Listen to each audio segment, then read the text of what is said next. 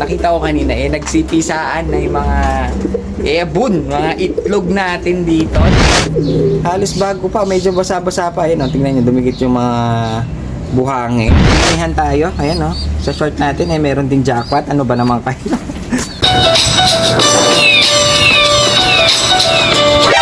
Grabe! Baka napakainit ang panahon. Pero okay lang kasi medyo good mood pa rin tayo dahil nga nakita ko kanina nagsipisaan na yung mga ebon, mga itlog natin dito na nililimliman. Ito mga singko, ito meron na siyang inakay.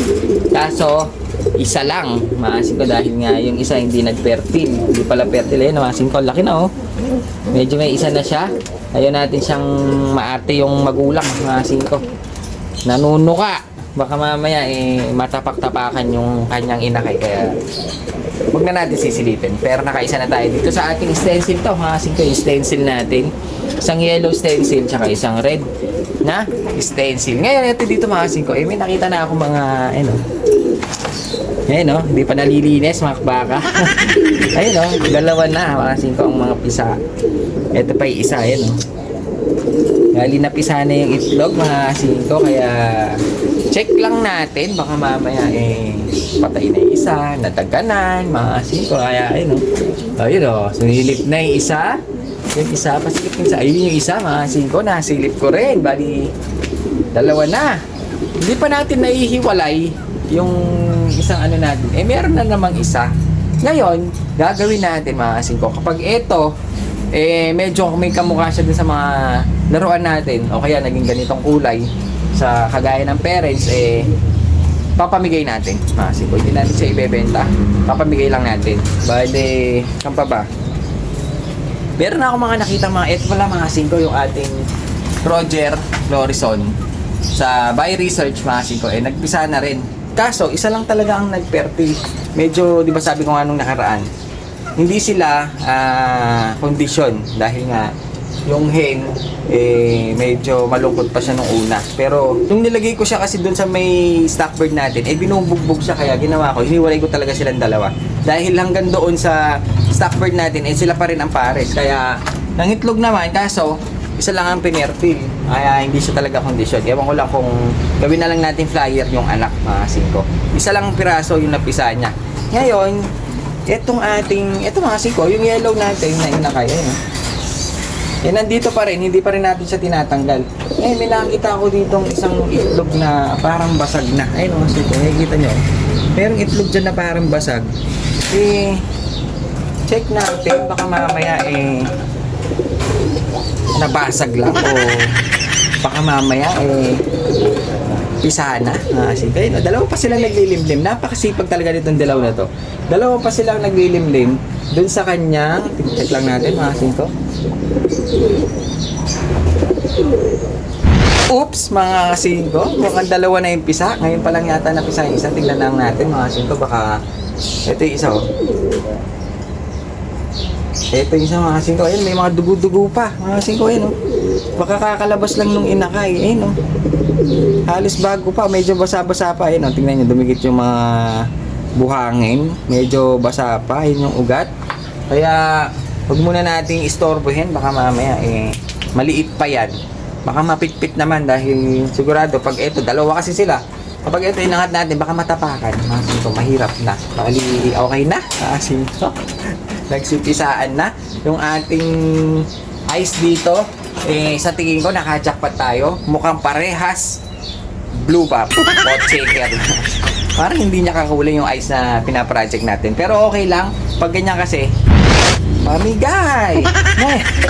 Ngayon mga singko, silipin natin itong ito yung isang natin pala, hindi pa napipisa yung piner natin ngayon ng ice pigeon tsaka itong racing. Itlog pa lang yan pero hindi pa pisa. Pero yung dito mga singko, parang may nakikita na akong, may naaaninag na akong kulay nung anak, nung pinasiter na kasi natin Bali, etong nanditong inakay mga singko, anak din nito. Kaya titignan natin ngayon. Dahil para siyang blue bar. Pero light. Kaya sa tingin ko, mukhang nakachamba tayo ng isa. Yan ang sinasabi ko sa inyo mga singko. Kapag magpa-project tayo, minsan may tsamba. Pag malakas ang tsamba mo, swerte ka. Hindi, kagaya nung nandito sa isang to, mga kasing ko, parang parehas blue bar. Pero dito sa isang to, ito yung anak ko. Makikita nyo mga kasing ko, yung kanyang markings, para siyang blue bar. Ayun, no? Kaso, light na light, sobrang light. Halos parang puti na, ayun, no?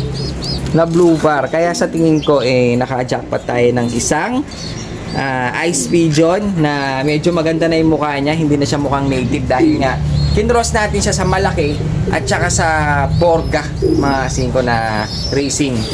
Ito yung unang anak nila.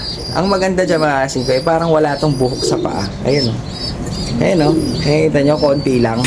Meron pa rin mga singko, pero hindi siya ganun katulad ng mga Ice Pigeon natin na mahaba at saka makapal yung buhok sa paa. Ito parang isang hibla lang, pero goods na. Pwede na natin tong ulit gawing pang cross sa mga ibang racing para mawala na talaga yung kanyang buhok sa paa. Ayun, nakaisa tayo. Kasi ko light na light ito, ayun. Pakikita natin yung kakaiba, mga singko. Pakita natin yung kakaibang kung bakit ko siya nasabing parang Ice Pigeon. Kasi ito yung anak ng ating Ice Pigeon, mga singko. Ayun, yung kanyang pagka blue bar, light na light, parang puti. Ngayon, meron ako isa ditong blue bar talaga na anak ng ating mga blue bar. Dito kasi meron tayong pinasiter na anak din siya ng blue bar. So bali ito yung anak niya. Ito mga siko, talaga typical na blue bar. Makikita nyo naman yung kanyang itsura. Talagang blue bar na blue bar. Ngayon pagtatabihin natin siya dito sa ating Ice Pigeon na medyo dumumi. Mga siko, meron siyang dumi dito. Tanggalin lang natin. Yeah, mga singko. Bali, ito yung ating Ice Pigeon na dinumihan tayo. Ayan, sa short natin, meron din jackpot. Ano ba naman kayo? Jackpot! Okay lang yan. Swerte yan, mga singko. Ito yung ating Ice Pigeon. Sige, di ba? Light na light yung kanyang kulay. Ngayon, ito yung ating blue bar. Tingnan nyo yung kanyang pagkakaiba. Itong ating blue bar, mga singko, talagang dark. Talagang blue bar siya. Ito naman, yung pagka-blue bar niya, talagang, tingnan nyo naman mga singko, light na light. Kaya sa tingin ko, nagkaroon tayo ng isang project natin na Ice Pigeon. Yun ang gusto ko mga singko. Dahil nakabuo na tayo mga singko, pwede na nating i-break yung mga Ice Pigeon natin. Lalagay muna natin sila sa mga laruan natin dahil total, nakapagpaanak na tayo. Yung paanak natin, gagawin natin, papatandain natin at ipapares natin sila ulit sa mga racing para matanggal ka yung buhok sa paa at mas gumanda yung itsura. Dahil nga yung Ice Pigeon, makikita nyo yung Ice Pigeon mga singko. Talagang hindi siyang mukhang native. Mukha siyang purong native. Ayun naman, ang liit. Ayun, native na native. Ang ilong niya, halos di mo na makakita. Pero, ayun, may buhok siya sa paa, makapal. Pero yung nagawa natin, mukhang naka-jackpot tayo. Unang salang pa lang. Yan ang sinasabi ko sa'yo. Kailangan din na swerte sa katawan. Ayun, Ice Pigeon, blue bar. Ang swerte talaga, parang lucky. One down.